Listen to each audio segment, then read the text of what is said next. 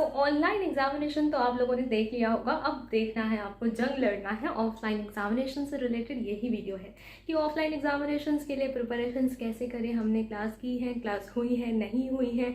हमारा first offline examination है, first second semester जिसको आप लोग कह रहे हो। और सबसे पहले कुछ लोगों की ये भी क्वेरी आ रही है कि दीदी फीस कैसे पेमेंट करनी है। तो फीस पेमेंट करने के लिए मैंने एक लिंक डिस्क्रिप्शन बॉक्स में दी है जो कि SBI कलेक्ट से रिलेटेड है। आपके पास वो लिंक है, आपको फीस पेमेंट करनी है अपने सेमेस्टर 2 की, और उसके बाद उसकी फीस रिसिप्ट ले जाके कहाँ सबमिट करनी है, ऑफिस में सबमिट करनी है।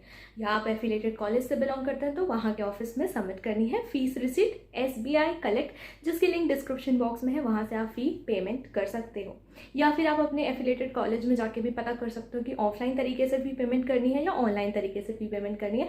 मुझे जैसा लगता है कि SBI कलेक्ट से आपकी फी पेमेंट हो जाएगी, जो कि मेन कैंपस में यही चीज़ें फॉलो हो रही हैं। अब बात करते हैं हमारे एग्जामिनेशन की। तो एग्जामिनेशन से रिलेटेड आप लोग पैनिक मत होइए।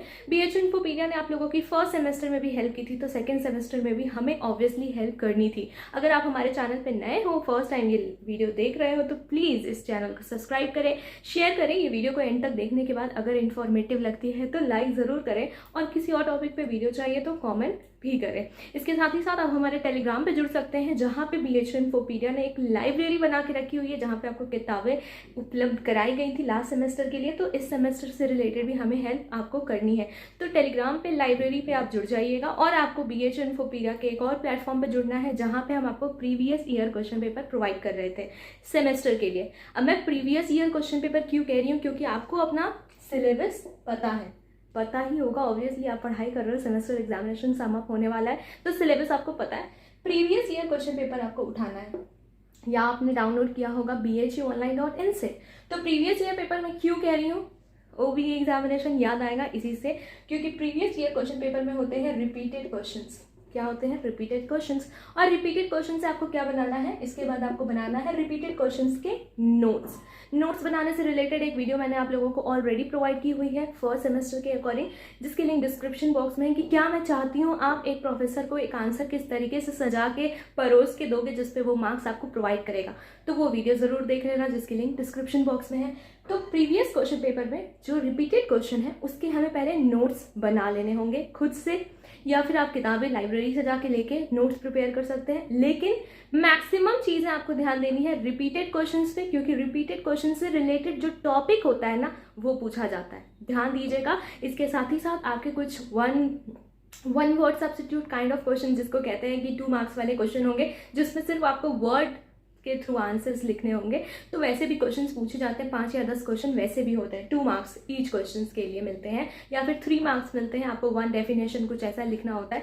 तो ध्यान दीजिएगा, जब आपके पास ऐसा ऑप्शन आएगा कि आपको सिर्फ एक वर्ड लिखना है या एक डेफिनेशन लिखनी है, तो जब डेफिनेशन पूछेगा तो किसी ऑथर से रिलेटेड, किसी राइटर से रिलेटेड डेफिनेशन को अच्छे से लिखना, हैंड राइटिंग अच्छी रखना, क्योंकि ये ऑफलाइन है। आपके प्रोफेसर आपकी कॉपी हाथ से चेक करने वाले हैं, कोई भी चीज़ें ऑनलाइन नहीं होने वाली है। और एक तरीके से ये आपका फर्स्ट इंप्रेशन होगा, क्योंकि ऑनलाइन सेमेस्टर में आप नज़र नहीं आए थे, ऑफलाइन सेमेस्टर में आपकी क्लास में भी नाम बुलाया जा सकता है। क्योंकि अगर आप अच्छा मार्क्स स्कोर करोगे तो ऑब्वियसली आप टीचर की नज़र में आ जाओगे, और प्रोफेसर की नज़र में आ जाओगे, उन गुड स्टूडेंट बन जाओगे, तो फिर आगे भी तुम्हारी बहुत हेल्प मिल जाती है। हाँ, मुझे लगता है कुछ ऐसे स्टूडेंट्स होते हैं कि हम प्रोफेसर के पीछे क्यों भागे, लेकिन अगर आपको इसी तरीके से आगे जाना है तो आपको कहीं ना कहीं प्रोफेसर की नीड पड़ेगी। आप खुद से प्रिपरेशंस कर रहे हो, खुद से स्टडी कर रहे हो, लेकिन कहीं ना कहीं आपको एक सपोर्ट की नीड होती है, जो आपके प्रोफेसर हाँ ना करते हुए भी थोड़ा बहुत गाइड कर देते हैं, वेरी फ्रेंकली स्पीकिंग। तो इसके बाद रिपीटेड क्वेश्चंस हो गए, आपके नोट्स हो गए। तो इसके बाद आपको एग्जामिनेशन में क्या लिखना है, अपना कंटेंट लिखना है। कंटेंट का मतलब आपका जो सब्जेक्ट है उससे रिलेटेड मैटर लिखना है। मैं कंटेंट बहुत ज़्यादा बोलती हूँ, तो मैटर मतलब जो आपसे सवाल पूछा गया उससे रिलेटेड ही आपको चीज़ें लिखनी है। कुछ भी अलग सा कुछ मत लिख देना, सिलेबस का ही लिखना, सिलेबस के आउट ऑफ द बॉक्स कुछ मत लिख के आ जाना। प्रेजेंटेबल होनी चाहिए सारी चीज़ें। डेफिनेशन पूछी है तो एक तरीके से ऑथर की डेफिनेशन, खुद की डेफिनेशन जो आप समझते हो। कैरेक्टरिस्टिक्स पूछा है तो डायरेक्ट पॉइंट नहीं लिखना है, उसको भी डिफाइन करना है।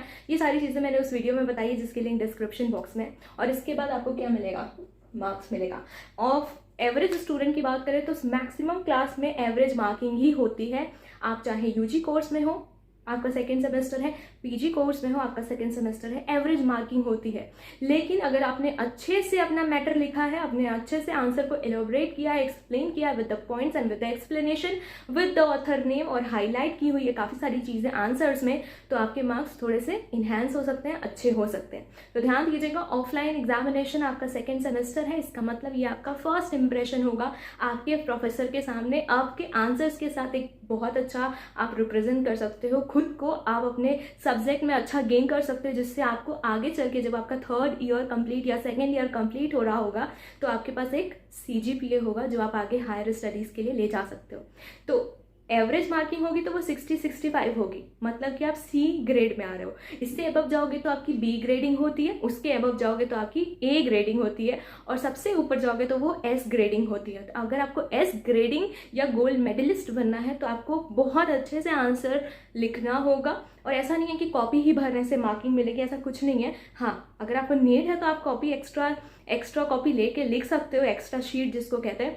नहीं तो अगर आपका आंसर, अगर आपसे बोला गया है 250 वर्ड्स तो 250 वर्ड्स में उसको कंपाइल करिए। अगर बोला गया है 500 वर्ड्स तो 500 वर्ड्स का आपके पास नोट्स होना चाहिए, जो आप जाके 500 वर्ड्स में ऑफलाइन तरीके से जो आपको याद हो सके उतना आप लिख के आ सको। मैं ये नहीं कहूँगी एकदम रट के आपको आंसर लिखना है, उसको समझने की ज़रूरत है।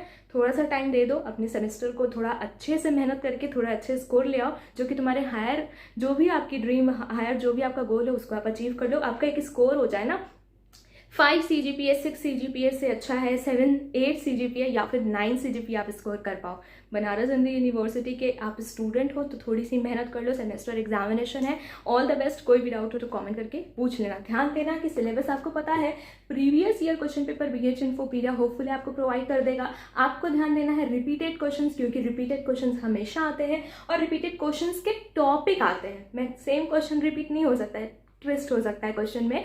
तो रिपीटेड क्वेश्चन से रिलेटेड टॉपिक आपको पढ़ना है, और फिर क्या करना है आपको, नोट्स, मतलब जो रिपीटेड क्वेश्चन होंगे उसके नोट्स आपको फटाफट प्रिपेयर करने होंगे, या आप विद्वान प्रिपेयर करके भी बैठे होंगे तो उसको रिविजन करना है, और फिर आपका वही मैटर आप एग्जामिनेशंस में लिख कर आओगे और वही मार्क्स आपको मिलेगा। हाँ, हैंड राइटिंग सुंदर लिखना कि प्रोफेसर आपकी जो चीज़ें हैं वो पढ़ सकें। Stay safe, stay healthy, signing off. Video पसंद आई है तो लाइक, शेयर एंड सब्सक्राइब।